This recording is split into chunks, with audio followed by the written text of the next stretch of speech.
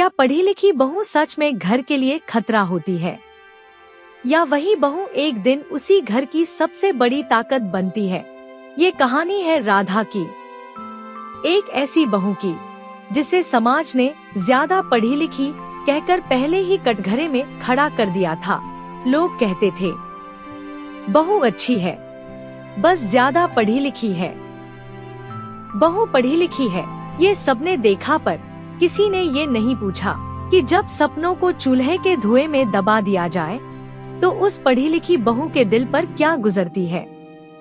कहानी अंत तक जरूर देखिए, क्योंकि ये सिर्फ राधा की कहानी नहीं है, ये हर उस लड़की की कहानी है जो चुपचाप रहकर अपने सपनों के लिए संघर्ष करती है। गांव की उस सुबह सूरज रोज की तरह उगा था, लेकिन राधा के लिए हर सुबह एक नई परीक्षा लेकर आती थी। शादी को 1 साल हो चुका था। लोगों का कहना था कि ज्यादा पढ़ी लिखी बहू काबू में नहीं आती। राधा रोज सुबह 4 बजे उठती, सबसे पहले सास ससुर के लिए चाय बनाती, फिर रसोई घर संभालती और फिर झाड़ू पोंछा। सास की आवाज हर काम पर टोक देती, बहू आटा गूंथने का ढंग नहीं आया क्या? इतनी देर क्यों लगती है? राधा कुछ नहीं बोलती, बस मुस्कुरा देती, क्योंकि उसे सिखाया गया था अच्छी बहू वही है जो चुप रहे। राधा को पढ़ना अच्छा लगता था। शादी से पहले वह अक्सर कहा करती, एक दिन जरूर बड़ी अफसर बनूंगी। लेकिन शादी के बाद किताबें अलमारी में बंद कर दी गई। जब कभी दोपहर में थोड़ा सा वक्त मिलता और राधा किताब खोल लेती तो सास कह देती, दिन में पढ़ोगी तो काम कब करोगी? अब ये पढ़ाई वढ़ाई छोड़ो, घर संभालो। पड़ोस की औरतें भी ताने मारती, आजकल की बहुएं ज्यादा पढ़ लिख जाती हैं, इसीलिए घर नहीं बसते। राधा हर बात दिल में रख लेती, क्योंकि बोलने का हक उसके पास नहीं था। उसे सबसे ज्यादा तकलीफ अपने पति की चुप्पी से होती। वो न कभी रोकता, न कभी साथ देता। राधा कई बार सोचती थी कि एक बार बस ये कह दे कि मैं सही हूँ और वो मेरे साथ है, पर हर बार जवाब में मिलती बस खामोशी। जब पूरा घर सो जाता, राधा चुपचाप किताब निकालती, मोबाइल की हल्की रोशनी में नोट्स पढ़ती, किताबें पढ़ती। कई रातें ऐसी भी आईं जब थकान से आंखें बंद होने लगती। कभी कभी आंसू किताब पर गिर जाते। राधा खुद से पूछती, क्या गलती की मैंने पढ़ लिख कर? क्या सपना देखना जुर्म है? फिर वही किताब आंसू पोंछ देती। एक दिन सास ने सबके सामने कह दिया, इतना ही पढ़ना है तो हमारे घर में जगह नहीं है, अपने मायके चली जाओ। वो पल राधा को अंदर से तोड़ गया। उस रात उसने पहली बार किताब बंद की और देर तक छत को देखती रही। दिल ने कहा, बस अब बहुत हो गया, पर आत्मा ने कहा, अगर आज रुक गई तो जिंदगी भर पछताओगी। अगले दिन से राधा ने एक अलग रास्ता चुना। घर के काम पहले से बेहतर करने लगी ताकि कोई शिकायत न रहे, और बचे हुए हर छोटे छोटे पल में पढ़ाई करती। झाड़ू लगाते हुए, सब्जी काटते हुए, यहाँ तक कि दूध उबालते समय भी। एक रात राधा ने चुपके से एक प्रतियोगी परीक्षा का फॉर्म भरा।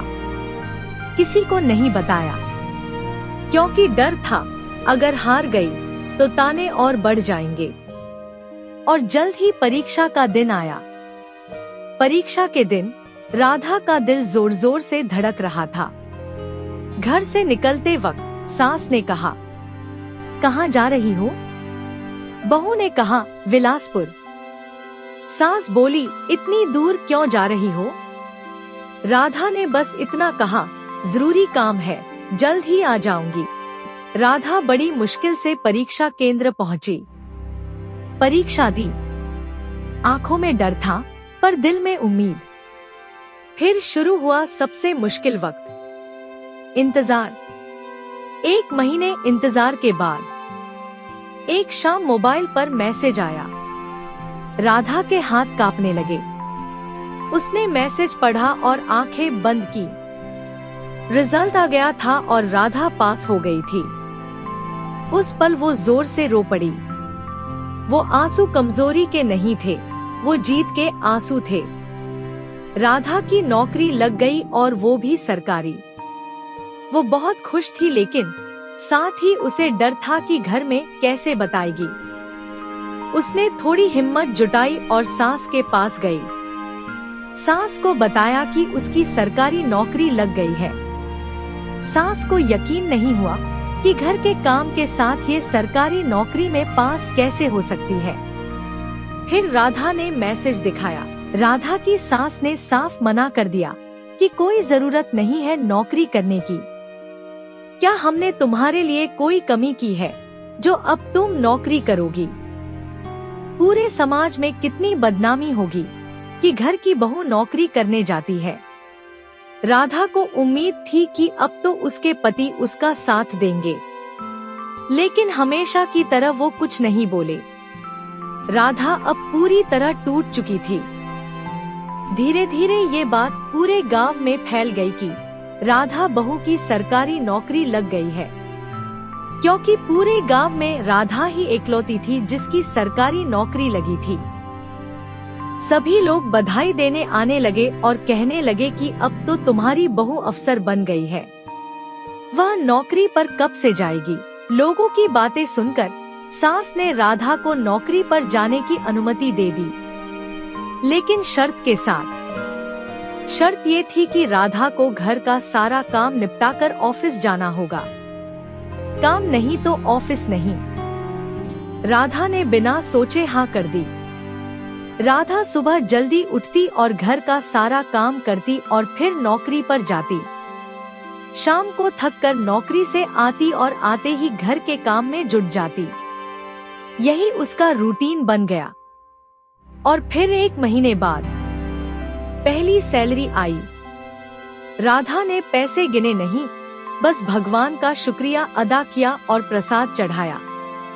उसने सास के लिए साड़ी, दवाई, ससुर के लिए कपड़े और घर का राशन खरीदा। जब सास ने पूछा, ये सब कैसे? राधा ने पहली बार आंखों में आंखें डालकर कहा, मेरी नौकरी से। घर में सन्नाटा छा गया। अब सबको अपनी करनी पर शर्म आ रही थी। जिस बहू को इतना सुनाया वो अभी भी हमारे लिए ही सोच रही है। पति ने धीरे से कहा, मुझे माफ कर दो, मैं तुम्हें समझ नहीं पाया। उसके बाद सास ने भी राधा से माफी मांगी। कहा, मुझे माफ कर दो बहू, मैंने तुम्हें बहुत सताया, मैं बहुत बुरी सास हूँ। राधा ने उनको माफी मांगने के लिए मना किया और गले लगाया। राधा मुस्कुरा दी, क्योंकि अब उसे किसी को कुछ साबित करने की जरूरत नहीं थी। राधा की जीत सिर्फ सरकारी नौकरी पाने की नहीं थी, वो जीत थी उस चुप्पी के खिलाफ जो सालों से उससे सब कुछ सहने को कहती रही। जिस बहू को पढ़ाकू कहकर ताने दिए गए, आज वही बहू उसी घर की ताकत बन चुकी थी। आज राधा घर भी संभालती है और अपने सपने भी। फर्क बस इतना है, अब उसके साथ उसका परिवार भी खड़ा है। ये कहानी यहीं खत्म नहीं होती, क्योंकि हर गली, हर गांव, हर घर में आज भी कोई राधा अपने सपनों को पूरा करने के लिए संघर्ष कर रही है। अगर आपको भी लगता है कि पढ़ी लिखी बहू घर के लिए खतरा नहीं बल्कि घर का भविष्य होती है, तो इस वीडियो को लाइक करें, कमेंट में अपनी राय जरूर दें और ऐसी सच्ची, दिल को छू लेने वाली कहानियों के लिए चैनल को सब्सक्राइब जरूर करें, क्योंकि हर राधा की आवाज सुनी जाने की हकदार है।